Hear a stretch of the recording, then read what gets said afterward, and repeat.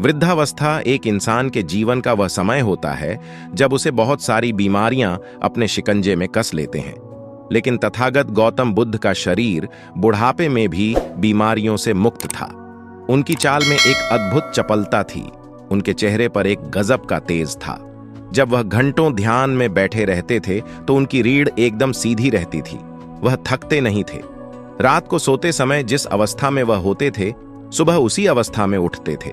ऐसा प्रतीत होता था जैसे उनके जीवन में कोई कष्ट, कोई दुख, कोई रोग या फिर कोई भी तनाव नहीं है। उनका प्रत्येक शिष्य इसी तरह के जीवन की कामना करता था। एक दिन तथागत के एक शिष्य ने तथागत से सवाल किया। उन्होंने कहा कि हे तथागत, एक भिक्षु का पूरा जीवन भिक्षा प व्यतीत होता है। भिक्षा में उसे जो कुछ मिलता है उसी को खाकर वह अपना भरण पोषण करता है। बहुत बार तो एक भिक्षुक के शरीर की मूलभूत जरूरतें भी पूरी नहीं होती, उसका पेट भी पूरा नहीं भरता। लेकिन जब आपके शरीर को देखता हूं तो मुझे बड़ा आश्चर्य होता है।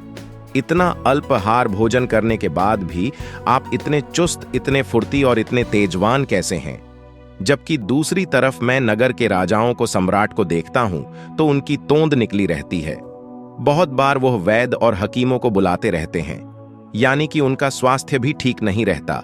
जबकि उनके पास तो सारी सुख सुविधाएं हैं। जिस प्रकार का व्यंजन या फिर जिस प्रकार का भोजन वो करना चाहे वैसा भोजन वह कर सकते हैं, या फिर जिस प्रकार का भोजन वह करना चाहे वैसा अपने रसोइये से बोलकर बनवा सकते हैं।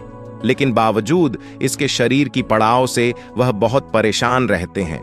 मैं बहुत राजाओं से मिला हूं, बहुत बड़े बड़े लोगों से मिला हूं, तो इसके पीछे क्या रहस्य है कि एक भिक्षुक जिसको पूरा भोजन भी नहीं मिलता वह स्वस्थ होकर अपना जीवन जीता है, और दूसरी तरफ जिनके पास सारी सुख सुविधाएं हैं वह अपने जीवन में शारीरिक कष्ट और पीड़ाएं भोग रहे हैं।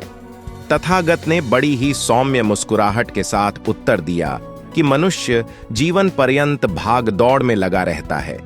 ऊर्जा हमें किसी विशिष्ट भोजन से नहीं मिलती है, बल्कि हर भोजन ऊर्जावान हो सकता है। तुमने देखा होगा कि जो लोग रूखा सूखा भोजन खाते हैं वह भी अक्सर शारीरिक रूप से मजबूत पाए जाते हैं, और जो लोग किसी विशिष्ट प्रकार का भोजन यह सोचकर करते हैं कि इसे खाने से हमें ताकत मिलेगी, हमारे शरीर को ऊर्जा मिलेगी, तुमने देखा होगा कि ऐसे लोग अक्सर बीमारियों से ग्रस्त पाए जाते हैं। सवाल हम किस प्रकार का भोजन करते हैं यह नहीं है, बल्कि असली सवाल यह है कि जो भोजन हम करते हैं वह किस प्रकार करते हैं। भोजन का सही इस्तेमाल हम कर भी पाते हैं या नहीं कर पाते। जरूरी होता है कि भोजन करने के नियम हमारे जीवन में अपना लिए जाए, ताकि साधारण सा भोजन भी हमारे शरीर को वह ऊर्जा प्रदान कर सके जो हमारे शरीर के अंगों को सुचारू रूप से चलाने के लिए आवश्यक होते हैं। शिष्य ने बड़े आश्चर्य के साथ पूछा कि हे तथागत, मैं आपकी बात का अर्थ समझा नहीं। तथागत ने उत्तर देते हुए कहा कि जब भी हम भोजन करते हैं तो क्या वास्तविकता में हम होश पूर्वक अपना भोजन करते हैं? एक व्यक्ति किसी से बातचीत करता हुआ भोजन करता है तो दूसरा व्यक्ति अपने विचारों में डूबा डूबा भोजन करता है। भोजन तो उनका शरीर कर रहा है, लेकिन उनका मन इस भोजन करने में सम्मिलित होता ही नहीं है, और जो कर्म पूरा मन लगाकर नहीं किया जाता वास्तविकता में वह कर्म कहलाता ही नहीं है। इसीलिए उसका परिणाम भी हमें कभी नहीं मिलता। मैं तुम्हें भोजन करने के कुछ आसन और कुछ नियम बताना चाहता हूं, जिनको अपनाकर कोई भी मनुष्य निरोगी होकर अपना जीवन सुखपूर्वक व्यतीत कर सकता है। सबसे पहला नियम, हमेशा मौन होकर भोजन करो। जब हम मौन होकर भोजन करते हैं तो हमारा पूरा ध्यान भोजन करने पर केंद्रित रहता है, जिससे कि हमारे शरीर के सारे अंदरूनी अंग सुचारू रूप से कार्य करने में व्यस्त हो जाते हैं। जैसे कि मौन होकर जब हम भोजन की खुशबू लेते हैं तो उससे हमारी स्वाद इंद्रियां जागृत हो जाती है, हमारे मुंह में लार आने लगती है, जो कि भोजन को पचाने में सहायक सिद्ध होती है। इसी प्रकार भोजन को होश पूर्वक अच्छी तरह से चबा चबा कर करने से उसकी पाचन क्रिया सुलभ हो जाती है, आसान हो जाती है। ज्यादा समय उस भोजन को पचने में लगता ही नहीं है। इसीलिए पेट की जितनी भी समस्याएं होती हैं वह कभी जन्म ही नहीं लेती, और पेट से सभी बीमारियों का जन्म होता है। दूसरा नियम है कि जब भी आप भोजन करें उस भोजन के प्रति ग्रहणशील अवश्य हो जाएं। जिसने भी वह भोजन बनाया है, जहां से भी वह अनाज आया है, उनके प्रति कृपा का भाव अपने मन में पैदा करना बहुत आवश्यक होता है। उनके प्रति आभार व्यक्त करने से मन में प्रेम का उदय होता है और हमारा शरीर अपने आप ग्रहणशल बन जाता है। तीसरा नियम, जो कि हमारे शरीर की बहुत सारी बीमारियों को खत्म कर देगा, वह है कि सूर्यास्त के बाद कभी भी भोजन नहीं करना।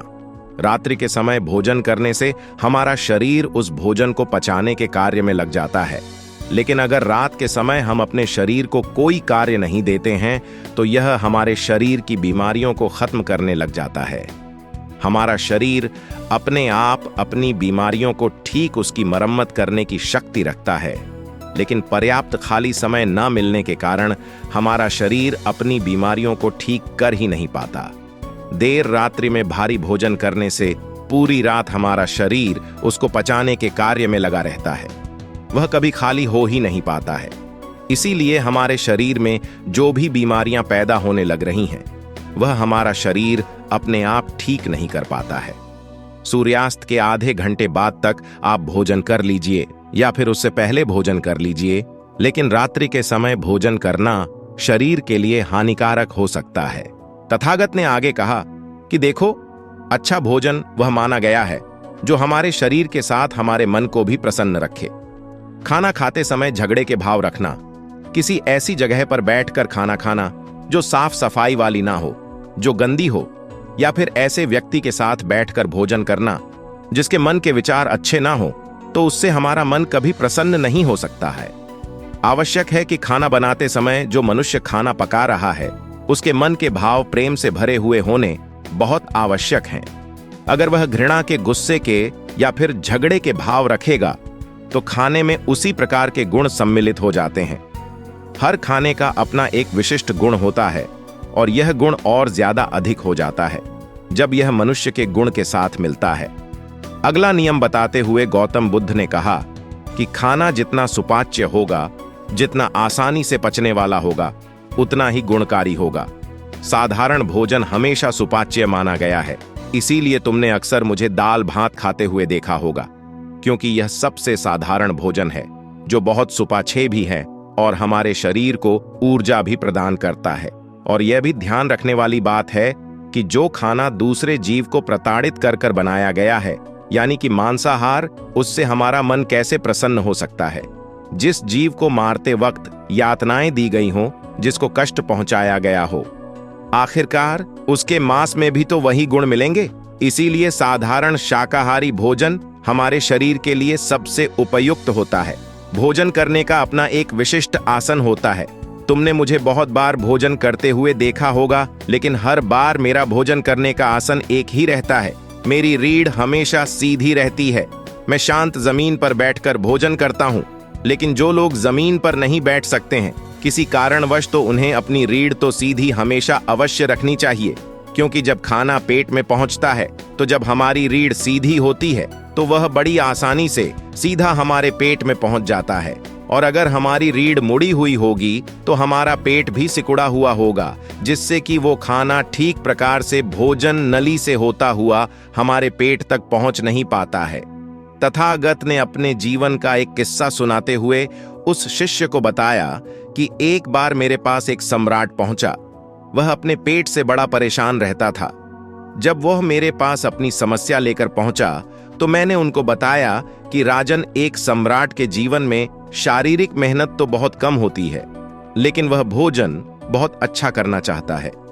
इसीलिए धीरे धीरे उसके शरीर का वजन बढ़ने लगता है, क्योंकि जब हम खाना खाते हैं तो शरीर की उतनी ऊर्जा भी बाहर निकलनी आवश्यक होती है, वरना तो वह ऊर्जा हमारे शरीर को फैलाना शुरू कर देगी। इसीलिए उस सम्राट का पेट बहुत अधिक निकला हुआ था।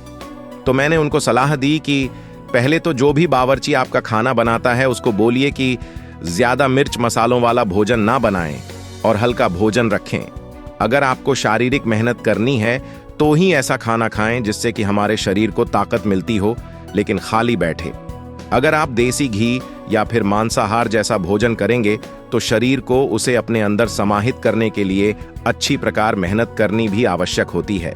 अगर तुम मेहनत नहीं करना चाहते हो तो इस प्रकार का भोजन करना छोड़ दो।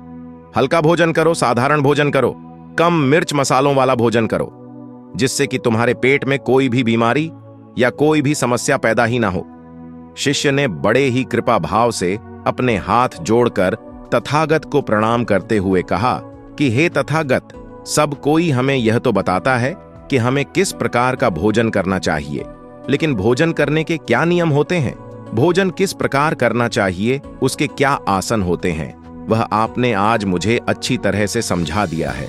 मैं आपका बहुत बड़ा धन्य भागी हूं। मुझे जाने की आज्ञा दीजिए। इसके बाद तथागत अपने उस शिष्य के साथ वन की तरफ घूमने के लिए निकल जाते हैं। अगर आपको यह वीडियो अच्छी लगी हो तभी इस वीडियो को लाइक कर देना।